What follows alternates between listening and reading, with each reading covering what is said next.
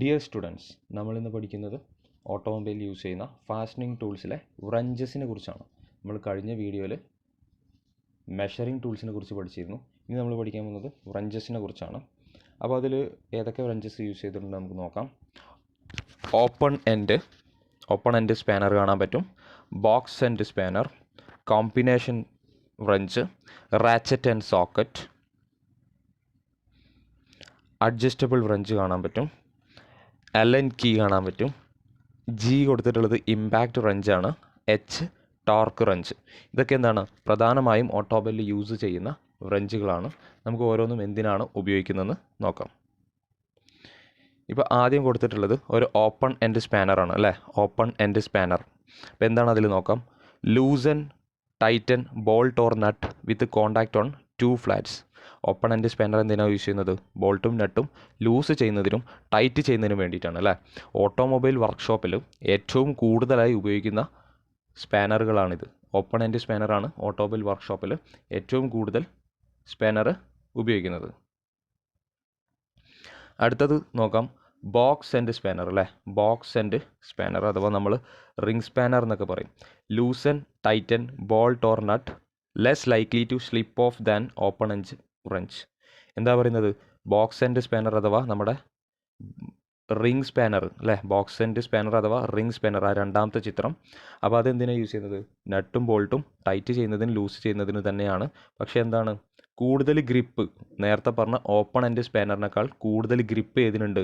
ഈ റിംഗ് സ്പാനറിന് തരാൻ സാധിക്കും. അതുപോലെ നമുക്ക് റിംഗ് സ്പാനർ ഉപയോഗിച്ചിട്ട് ഉയർന്ന ടോർക്കിൽ ടൈറ്റ് ആക്കാൻ സാധിക്കും. കുറച്ചും കൂടി ഉയർന്ന ടോർക്കിൽ ടൈറ്റ് ചെയ്യാൻ സാധിക്കും. അപ്പോൾ മൂന്നാമത്തെ ചിത്രം എന്ന് പറയുന്നത് കോമ്പിനേഷൻ സ്പാനറാണ്. കോമ്പിനേഷൻ സ്പാനർ അത് യൂസ് ചെയ്യുന്നത് എന്തിനു തന്നെയാണ്? നട്ടും ബോൾട്ടും ലൂസ് ചെയ്യുന്നതിനും ടൈറ്റ് ചെയ്യുന്നതിനും വേണ്ടി തന്നെയാണ് യൂസ് ചെയ്യുന്നത്. പിന്നെ ഇതിൻ്റെ പ്രത്യേകത വെച്ചാൽ അതിൻ്റെ പേര് തന്നെ ശ്രദ്ധിക്കുക, കോമ്പിനേഷൻ ആണ് അല്ലേ. ഒരു സൈഡിൽ എന്താണ്? ഒരു സൈഡിൽ ഓപ്പൺ എൻഡും ആണ്, മറ്റൊരു സൈഡിൽ റിങ്ങും ആണ് കൊടുത്തിട്ടുള്ളത് അല്ലേ. അപ്പോൾ അതുകൊണ്ടാണ് അതിന് കോമ്പിനേഷൻ എന്നുള്ള പേര് വന്നിട്ടുള്ളത്. നിങ്ങൾ നോക്കുക, ഓപ്പൺ എൻഡ് സ്പാനറാണ് ആദ്യം പറഞ്ഞത്. രണ്ടാമത് പറഞ്ഞത് റിംഗ് സ്പാനർ അഥവാ ബോക്സ് ആൻഡ് സ്പാനറാണ്. അതിനെന്ത് ചെയ്യാൻ പറ്റും? കൂടുതൽ ഗ്രിപ്പിൽ ടൈറ്റ് ചെയ്യാൻ സാധിക്കും. മൂന്നാമത് പറഞ്ഞത് കോമ്പിനേഷൻ സ്പാനറാണ്. കോമ്പിനേഷൻ സ്പാനർ എന്ന് പറഞ്ഞാൽ ഓപ്പൺ എൻഡ് സ്പാനറിൻ്റെയും ബോക്സ് എൻഡ് സ്പാനറിൻ്റെയും ഒരു കൂടിച്ചേർന്നിട്ടുള്ള രൂപമാണ്. അതുകൊണ്ടാണ് അതിന് കോമ്പിനേഷൻ സ്പാനർ എന്നുള്ള പേര് വന്നിട്ടുള്ളത്. ഇനി അടുത്തത് നോക്കാം. നാലാമതായിട്ട് കൊടുത്തിട്ടുള്ളത് ഏതാണ്? റാച്ചറ്റ് ആൻഡ് സോക്കറ്റ് എന്നാണ് പറഞ്ഞിട്ടുള്ളത് അല്ലേ. റാച്ചറ്റ് ആൻഡ് സോക്കറ്റ് അതെന്തിനാണ് യൂസ് ചെയ്യുന്നത്? Loosen or Titan bolt or nut in tight location. നല്ല എക്സ്ട്രീം ടൈറ്റ് ലൊക്കേഷൻ വേണ്ട അവസരങ്ങളിലാണ് നമ്മളത് യൂസ് ചെയ്യുന്നത്. അപ്പോൾ നോക്കാം അതെന്താണ് അതിനെക്കുറിച്ച് പറയുന്നത്. ഇടുങ്ങിയ വിടവുകളിലും കുഴികളിലൊക്കെയുള്ള നട്ടുകളും ബോൾട്ടുകളൊക്കെ നമുക്ക് അഴിക്കണം, മുറുക്കുന്നതിനൊക്കെ വേണ്ടിയിട്ടാണ് ഈ സോക്കറ്റ് സ്പാനേഴ്സ് നമ്മൾ യൂസ് ചെയ്യുന്നത്. ചിലപ്പോൾ നമ്മുടെ കൈയൊന്നും പോകാത്ത ഒരു ഏരിയയിലുണ്ടായിരിക്കും. അപ്പോൾ അതിലേക്കൊക്കെയാണ് ഈ സോക്കറ്റ് സ്പാനേഴ്സും നമ്മൾ യൂസ് ചെയ്യുന്നത്.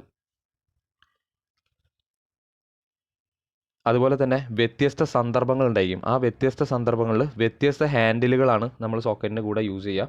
ഓരോ ഹാൻഡിലുണ്ടായിരിക്കും. Sliding ഹാൻഡിലുണ്ടായിരിക്കും, speed ഹാൻഡിലുണ്ടായിരിക്കും. അങ്ങനെ ഓരോ ഹാൻഡിൽസ് ഉണ്ട്. അതിനനുസരിച്ചാണ് നമ്മൾ ചെയ്യുന്നത്. സ്ലൈഡിങ് ഹാൻഡിൽ എന്ന് പറഞ്ഞു കഴിഞ്ഞാൽ നട്ട് ബോൾട്ടുകൾ ലൂസാക്കുന്നതിനും ഫുൾ ടൈറ്റ് ചെയ്യുന്നതിനാണ് നമ്മൾ സ്ലൈഡിങ് ഹാൻഡിൽ ഉപയോഗിക്കുക.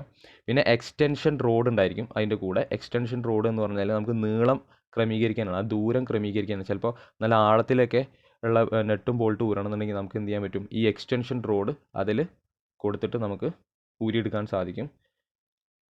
പിന്നെ അടുത്തത് കൊടുത്തിട്ടുള്ളത് ഒരു അഡ്ജസ്റ്റബിൾ സ്പാനറാണ് അല്ലേ. ഒരു അഡ്ജസ്റ്റബിൾ സ്പാനർ നമ്മളെല്ലാവരും കണ്ടിട്ടുള്ള ഒരു സ്പാനറാണ് അഡ്ജസ്റ്റബിൾ സ്പാനർ. അപ്പോൾ അതും എന്തിനു തന്നെയാണ് യൂസ് ചെയ്യുന്നത്? നട്ടും ബോൾട്ടും ടൈറ്റ് ആക്കുന്നതിനും ലൂസാക്കുന്നതിനും വേണ്ടിയിട്ട് തന്നെയാണ്.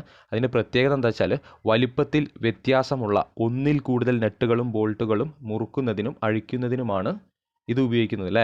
ഇതിൻ്റെ എന്ത് ചെയ്യാൻ പറ്റും? ഇതിൻ്റെ വീതി എന്ന് പറയുന്നത് നമുക്ക് ആ ഒരു സ്പ്രിങ് ഉണ്ടായിരിക്കും. ആ സ്പ്രിങ് വെച്ച് തിരിച്ചു കഴിഞ്ഞാൽ നമുക്ക് എന്ത് ചെയ്യാൻ പറ്റും? അതിൻ്റെ ഡിസ്റ്റൻസിൽ വ്യത്യാസം വരുത്താൻ പറ്റും.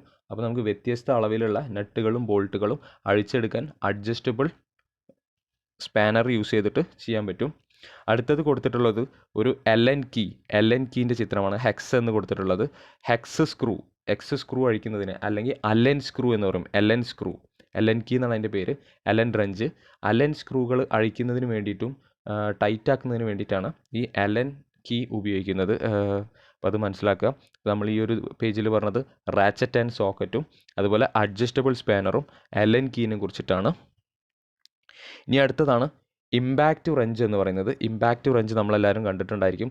Loosen and tighten bolt or nut with air or electric power with short rapid impulse to socket. എന്താണ് പറയുന്നത്? നമ്മൾ സ്പാനർ ആണെന്നുണ്ടെങ്കിലും അതുപോലെ അഡ്ജസ്റ്റബിൾ റെഞ്ച് ആണെന്നുണ്ടെങ്കിലും നമ്മുടെ മാൻ പവർ അല്ലേ, നമ്മുടെ കൈയിൻ്റെ പവർ ഉപയോഗിച്ചിട്ടാണ് നട്ടും ബോൾട്ടും എല്ലാം ഊരിയെടുത്തിരുന്നത്. എന്നാൽ ഇമ്പാക്റ്റ് റെഞ്ച് എന്ന് പറയുന്നത് ബോൾട്ടും നട്ടും ഊരുന്നതിനും ടൈറ്റ് ആക്കുന്നതിനും വേണ്ടി തന്നെയാണ്. പക്ഷേ എയറിൻ്റെയോ അല്ലെങ്കിൽ ഇലക്ട്രിക് പവറോ ഉപയോഗിച്ചിട്ടാണ് ഈ ഇമ്പാക്റ്റ് റെഞ്ച് പ്രവർത്തിക്കുന്നത്. ഇമ്പാക്റ്റ് റെഞ്ച് പ്രവർത്തിക്കുന്നത് എങ്ങനെയാണ്? എയർ പ്രഷറോ അല്ലെങ്കിൽ ഇലക്ട്രിക് പ്രഷറോ യൂസ് ചെയ്തിട്ടാണ് ഇമ്പാക്റ്റ് റെഞ്ച് പ്രവർത്തിക്കുന്നത്. നമ്മുടെ കാറിൻ്റെ ഷോറൂമിലൊക്കെ ടയറൊക്കെ ഊരിയെടുക്കാൻ വേണ്ടിയിട്ട് നമ്മൾ കണ്ടിട്ടുണ്ടായിരിക്കും. ഇതേപോലെ ഒരു ഗണ്ണ് വെച്ചിട്ട് അതിൻ്റെ നട്ടും ബോൾട്ടൊക്കെ ഊരിയെടുക്കുന്നത് നമ്മൾ കണ്ടിട്ടുണ്ടായിരിക്കും. അവിടെ എന്ത് ആവശ്യമില്ല? മാൻ പവറിൻ്റെ ആവശ്യമില്ല. ഇമ്പാക്റ്റ് റെഞ്ച് യൂസ് ചെയ്തിട്ടാണ് ചെയ്യുന്നത്. പിന്നെ നമുക്ക് ഒരു ടോർക്ക് റെഞ്ച് കാണാൻ പറ്റും. ടോർക്ക് റെഞ്ച് എന്ന് പറയുന്നത്, അപ്പോൾ അതെന്തിനാണ്?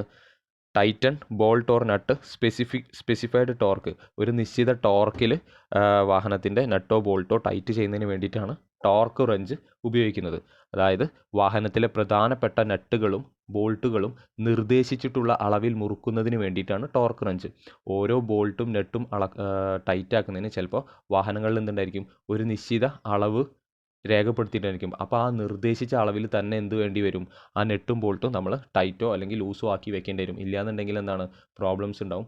അപ്പോൾ അങ്ങനെ കൃത്യമായ റേഞ്ചിൽ കൃത്യമായ ടോർക്കിൽ വാഹനത്തിൻ്റെ നട്ടും ബോൾട്ടും ടൈറ്റ് ചെയ്യുന്നതിനും ലൂസ് ചെയ്യുന്നതിനും വേണ്ടി ഉപയോഗിക്കുന്ന ഉപകരണത്തിൻ്റെ പേരാണ് ടോർക്ക് റെഞ്ച് എന്ന് പറയുന്നത്.